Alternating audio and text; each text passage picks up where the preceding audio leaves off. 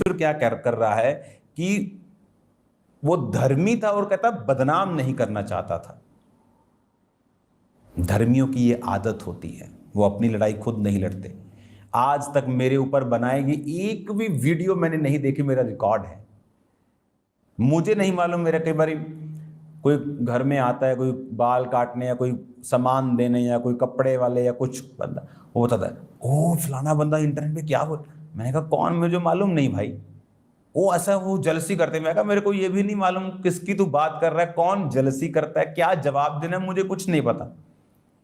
मुझे खुदा के साथ करेक्ट रहना है, वो मेरी चिंता है। दुनिया करेक्ट समझे वो मेरी चिंता नहीं है। खुदा मुझे रॉन्ग समझे और दुनिया के सामने मैं प्रॉफिट बन के घूमता रहूं, अंदर व्यभिचार करता रहूं, वो मेरे से नहीं होगा। मैं अंदर क्लीन करके अपने आप को बाहर जाना चाहता हूं। बुरे रह के अंदर सेवा करने से बेटर ये है कि सेवा ना करो अगर तुम अंदर करप्ट हो। हालेलुया। जब आप धर्मी हैं तो आपकी निशानियां होंगी धर्मी की। सदूकी और फरीसी का कपड़े अगर आप देखेंगे अगर स्क्रीन के ऊपर, तो सदूकी और फरीसी दिखने में धर्मी थे, लेकिन किसने चढ़ाया क्रूस पर जीसस क्राइस्ट को? अन्य जातियों ने, दूसरे धर्म के लोगों ने। यही धर्मी समझने वाले, अपने आप को धर्मी समझना और दूसरे को गुनाहगार समझना, उन लोगों ने। अपने आप को धर्मी और दूसरों को पापी समझना, उन लोगों ने। अपने ही यहूदियों ने जीसस क्राइस्ट को क्रूस पर चढ़ा दिया था। आपके कपड़ों से आपकी पहचान नहीं होती। यहां मैं टी शर्ट डाल के भी आपको वचन दे सकता हूं, उससे मुझे जज नहीं किया जा सकता। यहां कोट पैंट डाल के भी दे सकता हूं, लेकिन अंदर जीसस ने कहा जो तुम खाते हो, सुबह टॉयलेट से बाहर निकलता है, तुम्हें अशुद्ध नहीं करता। जो तुम बोलते हो, निंदा, चुगली, बदनामी, ईर्खा, विरोध, फूट, विधर्म, जादू टोना, वो तुम्हें अशुद्ध करता है। व्यभिचार, मूर्ति, वो तुम्हें अशुद्ध करता है। हालेलुया।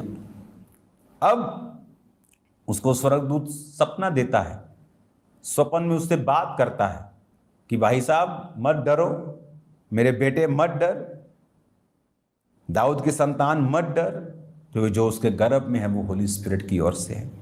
उसको बताया जाता है कि उसके गर्भ में पवित्र आत्मा की ओर से एक पुत्र है। और यह ऐसा इसलिए हुआ। फिर उसको कहां से कंफर्मेशन मिलेगी? वचन से, क्योंकि वचन में लिखा हुआ था यीशु मसीह के जन्म से 700 वर्ष पहले यह रिटन था कि एक कुंवारी गर्भवती होगी।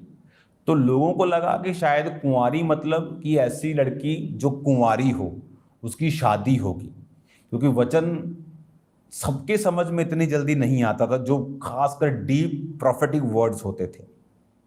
जैसे जीसस ने कहा मेरे लिए मत रो, अपने और अपने पुत्रों के लिए रोवो। क्यों? क्योंकि कुछ ही दशकों बाद ये सब कुछ ढा दिया जाएगा, वेस्ट कर दिया जाएगा।